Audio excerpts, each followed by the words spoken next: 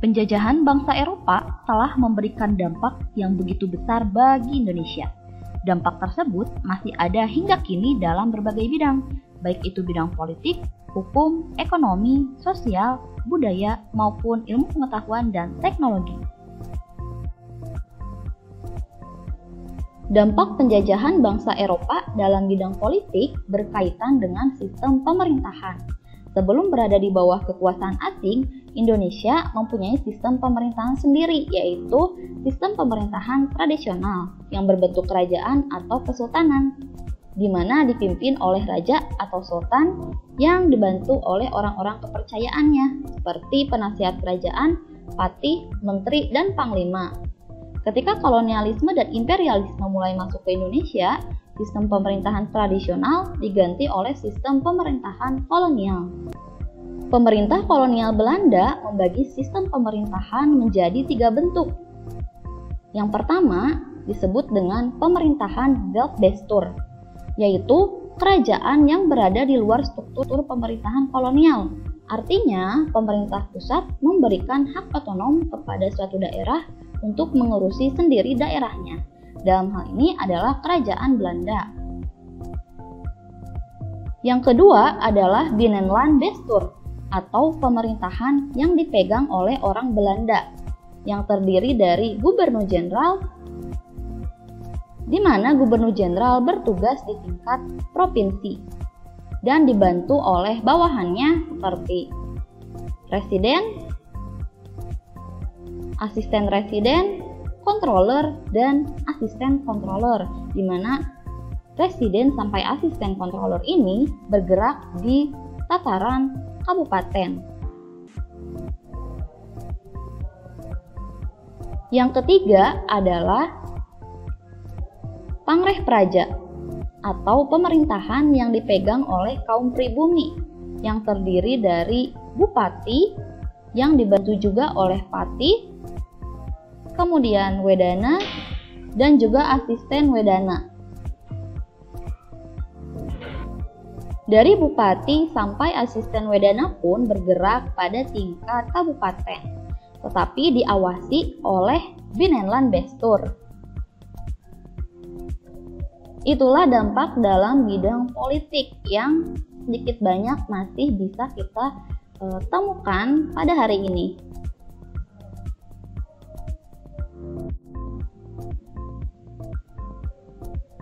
Dalam bidang hukum, sebelumnya sistem hukum Indonesia yang berdasarkan hukum adat tradisional dan tidak tertulis berangsur-angsur digantikan oleh sistem hukum barat modern. Setelah Indonesia merdeka, bahkan sampai sekarang, sistem hukum Belanda masih menjadi bagian yang diterapkan dalam sistem hukum Indonesia. Hal ini terlihat dari adanya sejumlah pasal-pasal Kitab Undang-Undang Hukum Pidana dan Kitab Undang-Undang Hukum Perdata yang masih berlaku. Selain itu, terdapat istilah-istilah hukum yang masih menggunakan kosakata bahasa Belanda, contohnya seperti onslah yang berarti lepas dari segala tuntutan hukum, dan gijzeling yang berarti penyanderaan. Dalam bidang ekonomi, penjajahan bangsa Eropa telah menyebabkan masyarakat Indonesia mengenal jenis-jenis tanaman komoditas yang laku dijual di pasaran, seperti kopi dan juga teh. Masyarakat Indonesia juga mulai mengenal sistem upah atau pemberian imbalan dalam bentuk uang sebagai pembalas jasa atau tenaga seseorang yang sebelumnya tidak diterapkan di Indonesia. Kemudian, sistem sewa tanah dan aturannya pun menjadi dikenal dan diterapkan oleh masyarakat Indonesia. Begitupun dengan ekonomi uang. Masyarakat Indonesia akhirnya mengenal adanya alat tukar berupa uang yang kemudian menggantikan sistem barter.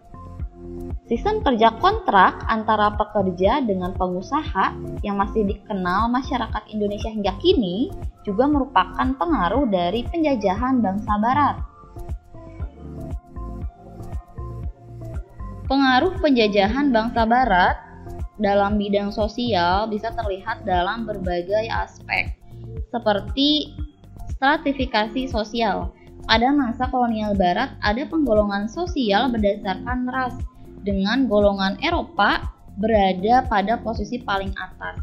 Golongan Eropa yang dimaksud ialah orang Belanda, Inggris, Amerika, Swiss, Belgia, dan Perancis. Status sosial mereka lebih tinggi daripada golongan yang ada. Selanjutnya adalah golongan Asia Timur asing, meliputi bangsa Tiongkok, India, dan Arab. Mereka memiliki status sosial yang lebih istimewa daripada pribumi. Yang terakhir ialah golongan pribumi, yaitu kelompok mayoritas dan merupakan penduduk asli Indonesia. Kedudukannya berada di lapisan yang paling bawah. Selanjutnya ada aspek pendidikan. Masuknya bangsa Barat ke Indonesia juga membawa pengaruh dalam bidang pendidikan.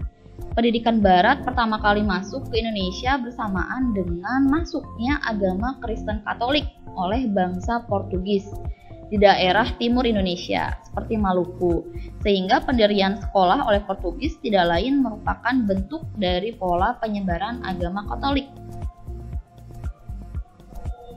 Pada masa VOC, pendidikan pun terus berlanjut. Pendidikan yang diselenggarakan oleh VOC, selain tujuannya adalah untuk memenuhi kebutuhan tenaga kerja, juga untuk mengembangkan ajaran Kristen Protestan di Indonesia. Pendidikan mulai mengalami perkembangan terutama ketika pemerintah kolonial Belanda berkuasa dan memberlakukan politik etis. Pendidikan yang diselenggarakan oleh pemerintah Belanda memiliki beberapa ciri, seperti yang pertama dualistis diskriminatif, yaitu sekolah dibedakan untuk anak Belanda, Tionghoa, dan Bumiputra, juga dibedakan berdasarkan bahasa pengantarnya. Lalu yang kedua ada gradualis, yaitu sistem sekolah dikembangkan sangat lamban, sehingga perlu waktu yang sangat lama bagi kita untuk memiliki sistem pendidikan yang lengkap, dari tingkat dasar hingga perguruan tinggi. Ketiga ada konkordansi, yaitu kurikulum dan sistem ujian disamakan dengan sekolah negeri Belanda.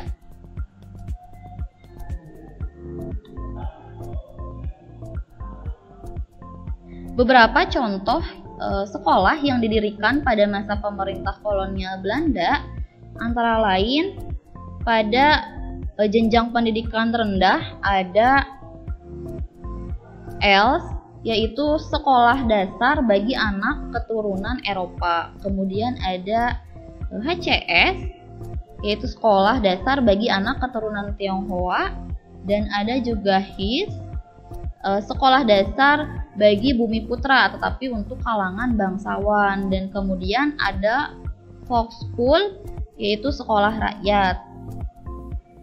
Kalau sekarang sekolah-sekolah tersebut setingkat dengan sekolah dasar.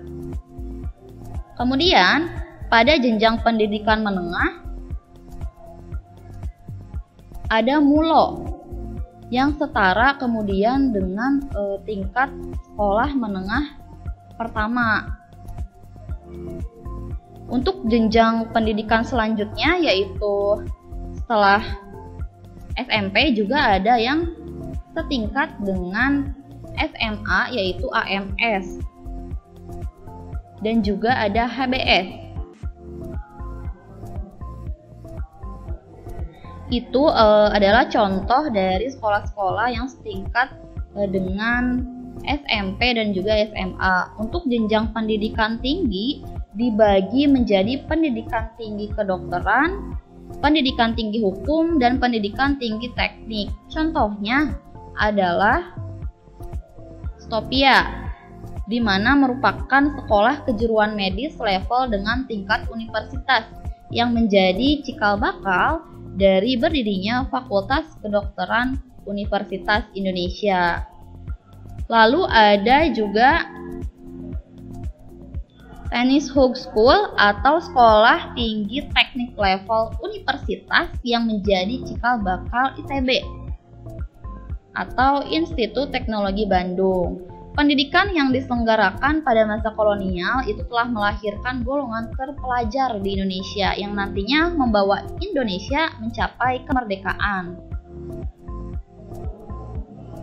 Selanjutnya ada aspek agama. Pengaruh yang tampak dalam aspek agama ialah munculnya masyarakat yang menganut agama Katolik dan juga Protestan. penyebaran agama Katolik berkaitan dengan kedatangan Portugis ke Indonesia yang membawa semangat 3G, terutama poin gospel, sehingga akhirnya tersebar di Kepulauan Maluku. Salah satu penyebar agama Katolik di Indonesia yang terkenal ialah Franciscus Xaverius yang datang ke Maluku. Kemudian, di samping penyebaran agama Katolik, Kristen Protestan juga tersebar di Indonesia, terutama pada masa pemerintahan Rapres. Beberapa tokoh yang menyebarkannya ialah Ludwig Ingwer Nommensen.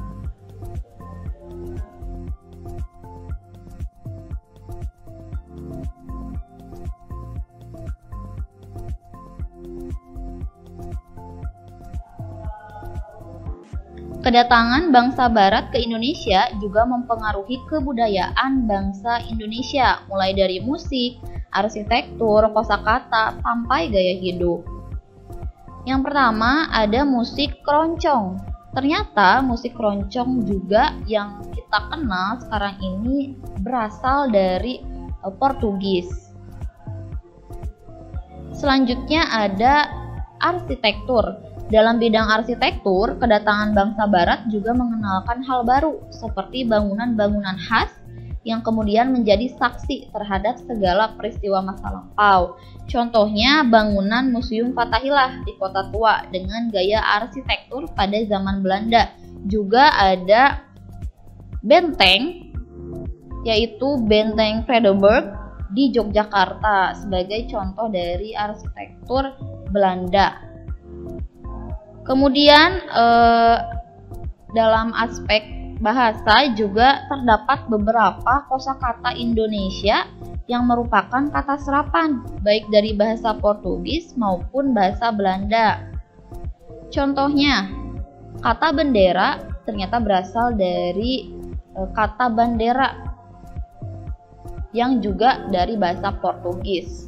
Selanjutnya ada kata gereja diambil dari igreja bahasa Portugis. Kemudian ada lemari dari kata almario bahasa Portugis juga. Selain itu ada pistol dari kata pistol dari bahasa Belanda. Juga ada sandal dari kata sandal bahasa Belanda juga. Selanjutnya ada kelas yang berasal dari kata kelas diambil dari bahasa Belanda. Selanjutnya, gaya hidup. Perubahan pada budaya akibat dari kolonialisme Barat dapat dilihat dari cara hidup, cara bergaul, cara berpakaian, dan pendidikan yang dipengaruhi oleh Barat yang semakin meluas dan dikenal di kalangan atas atau istana. Sementara itu, beberapa tradisi di lingkungan istana mulai luntur dan ditinggalkan. Di kalangan penguasa pun timbul kekhawatiran bahwa pengaruh kehidupan Barat dapat merusak nilai-nilai kehidupan tradisional. Masyarakat perkotaan juga mulai mengenal tari-tarian Barat seperti dansa, kemudian minum-minuman yang dikenalkan oleh para pejabat Belanda, sehingga dapat mempengaruhi sebagian perilaku masyarakat Indonesia.